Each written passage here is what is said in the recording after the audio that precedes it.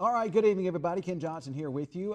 Just doing a weather update here to talk about the chances for any severe weather this evening and the chances for hot and humid weather for tomorrow, which tomorrow's chance is slam dunk and today's chance is not a slam dunk. So there's your severe thunderstorm watch. I don't think that this area right here really has anything to worry about at all. I'm not sure why they went with the watch so far to the southeast. The only chance for a storm, which would be isolated, would kind of be up into here this evening, and then maybe kind of back over into here too, and then up there in the Panhandle. But I don't think that this area down here has anything to worry about. So, but even over here near Quanah and Childress and Vernon, the chances there are very low. If we take a look at the radar, let's go back. So we have this thunderstorm boundary. This is actually from some storms that were around late last night and this morning. It dropped through. It did produce some rain in some areas, but nothing major. Not like it was yesterday. Wow, what about that?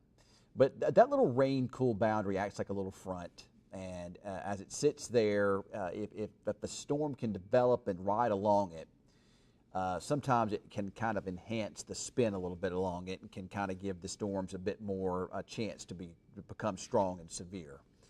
However, the thunderstorms have been developing generally kind of north of that outflow boundary, so the storms have really had a hard time surviving. There's a pretty good cap in place up there to the north of the outflow boundary, so as these storms go up, they hit that cap and they begin to come back down. So that's the attempt is there, kind of the extreme northern part of Hardeman County, and other than that, you really just don't see much. And I really don't think that those are going to take off. I'd be surprised if they did. Slight chance they could, but I really don't think they will. So anything that develops in this area would be rather isolated, and right now it doesn't look like much to it. We can go up the way a little bit though, and here's a well-developed storm up near Clarendon,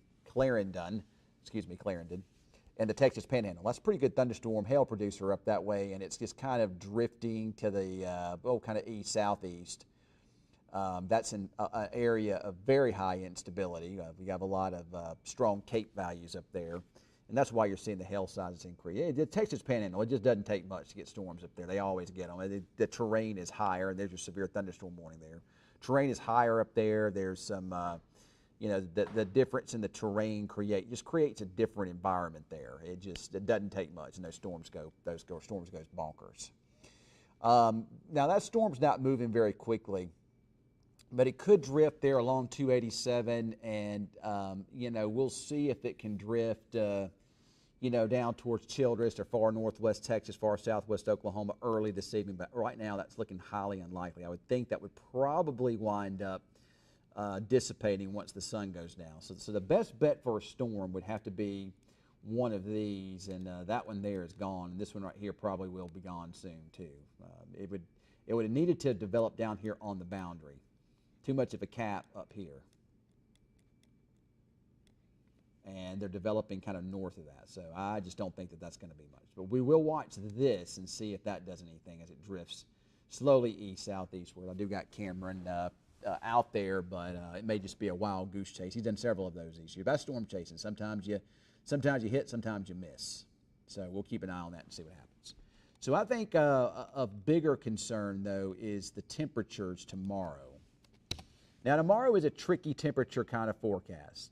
If you look, we got some mid-90s, mid-90s over here in the east. Real high humidity. We're going to put the H for that. Dry line is going to be somewhere in here during the afternoon. West of that, the air is dry, and that allows for it to get hotter in places like Vernon, Seymour, those areas. Actually, it looks like there'll be a little area of low pressure there too, and it could help pull this humidity around some to the north. So there could be some higher humidity levels up there too. But where the air dries out, temperatures themselves get above 100. But even if you don't see the temperature get to 100, if the dry line stays over in here, very high humidity will make it feel more like well above 100. And this is the latest computer. This is the latest NAM. It could be a little bit overdoing things, but it has real field temperatures from Lawton down to Graham, Jacksboro, Henrietta, in the 110 to 115 range. We're just not accustomed to that yet. It's not been very hot. We've had some humid weather lately, but it hasn't been that hot. So tomorrow is one of those days that you're going to want to make sure, especially if you have to work outdoors, that you drink lots of water, drink lots of fluid. I like the liquid IVs. That's one of my favorites. But you need to drink lots of water, sip on it, and just take breaks. And people around this part of the country that work out in it, you know how to handle it. But when you see humidity, we are not accustomed to high humidity like this here. Okay.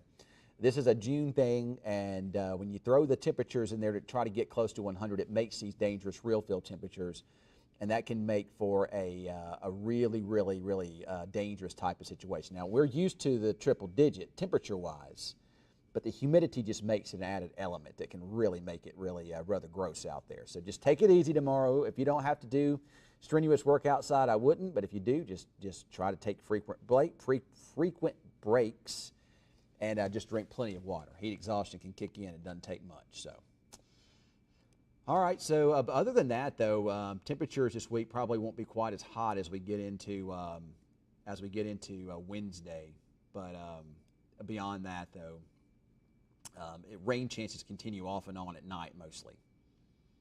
So, rain chances aren't going away. They're just they may not be quite as heavy as the last couple of weeks, but they'll still be around this week. So you can see those storms are quickly fading, hitting that cap up there. There's the storm up near Clarendon, hail producer up that way. Just kind of continue to sit there and just kind of slowly drift to the southeast. When you see storms form like this in weak shear environments, oftentimes they'll turn a little bit. So we'll see if that one can survive. Time right now is 6:52, maybe another hour or two before that thing goes away. But when the sun goes down, they'll completely go away. They'll completely begin to weaken. They lose that daytime heating that they need to overcome the cap out there. But whenever that goes away, the cap kicks back in and these storms begin to weaken. So we'll watch and see. But anything down our way, it's very, very low chance. And matter of fact, I'd be surprised if we saw much. I don't think anything to the east. We'll see if some storms can get going later tonight. Some of the computer models, such as the HRRR, there's the evening stuff, shows some storms redeveloping north of us and maybe perhaps swiping some of our eastern counties. And then tomorrow just hot and humid, and then it has some storms trying to develop along that front there, the front down in the area tomorrow evening as that tries to drop southward. And there might be some storms tomorrow night here, maybe in some areas. But as you can see, it doesn't look quite as widespread, which is good news. That actually is really good news. We need to be in a situation where we need to dry out a little bit now. So.